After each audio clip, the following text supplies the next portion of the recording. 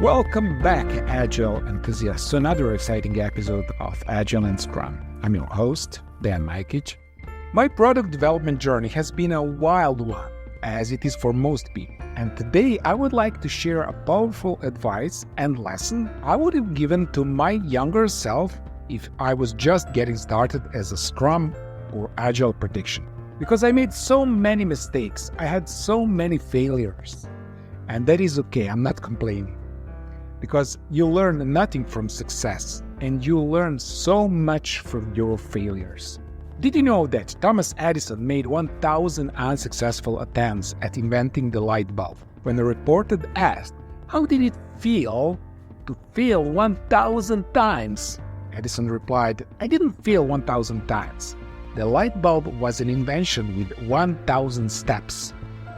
In this video, I want to share with you one important thing that I learned from my failures. If this sounds interesting to you, stay with me. And be sure to subscribe to my channel and hit that like button real quick. Let's get started. One of the things I wish I knew earlier is a minimum viable product, or MVP. This is a concept adopted from Lean Startup. It is a version of a product with just enough features to be useful by early customers who can then provide feedback to future product development. Usual preparation time is 24 to 48 hours, yield the most new version of your product. And why MVP is so powerful? Well, 35% of small businesses fail because there is no market need for their products or service. But some careful upfront planning, it doesn't have to be kind that kills your business. MVP, minimum viable product, are the first sprint of your product. They help you identify your product's core features and give you something to show prospective customers. Now here is a step-by-step guide on how to build your MVP.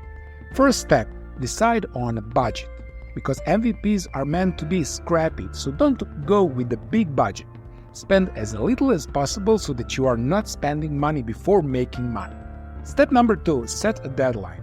The MVP step shouldn't be a bottleneck, so don't waste too much time building one in case it does not work out. Make sure your deadline gives you some kind of time constraint. If you give yourself a weekend, it will be done in a weekend.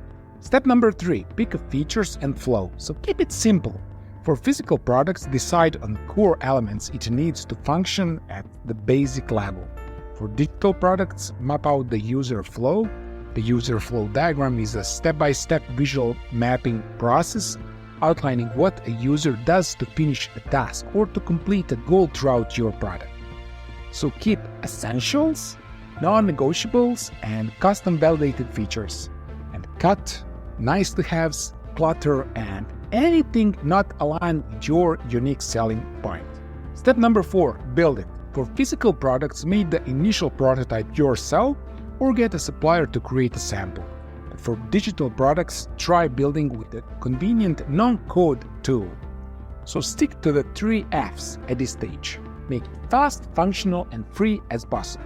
Step number 5, test it. Your MVP may be simple, but it still needs to impress. For digital products, test different environments like browsers and operating systems, and conduct quality assurance on the user journey. Step number 6, ship it. Put your MVP to the real test by getting it in front of your customers. And start with your friends and family first. Get their feedback using tools like Survey Sansum and see if it's a product they are excited about. Then you will know if it's truly worth pursuing. And this is it. 6 simple steps on how to build your MVP. Now let me give you one example of my successes. A couple of years ago, when I started to build Agile and Scrum Masterclass, I created the MVP first, meaning that I put the minimum kind of effort that's going to get some results for my students. So MVP version of my course was not a 40-hour long multi-comprehensive course, because I didn't want to spend weeks and months putting together this long comprehensive course. Why? Because I didn't know if it's going to sell yet. And so I didn't want to spend all my time initially on something that I'm not sure of. Instead, I have created the minimum viable product first, I think my first version of Agile and Scrum Masterclass was like a 2 to 3 hours course that I believed is going to help students to achieve better understanding of Scrum framework and Agile practices. So I used this first version of Agile and Scrum Masterclass as a minimum viable product to get feedback to improve my course in the future. And I knew exactly what needs to be improved because of that feedback I was getting. So what my students need to learn, so I added more of those things. What they didn't like, so I removed these things. While I was improving my course, it starts to run better and better and better.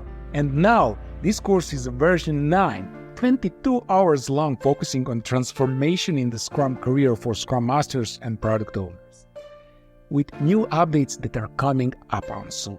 It's kind of optimizing a product with the minimum viable product approach. So my message to you is, work smarter, not harder. Thank you for watching.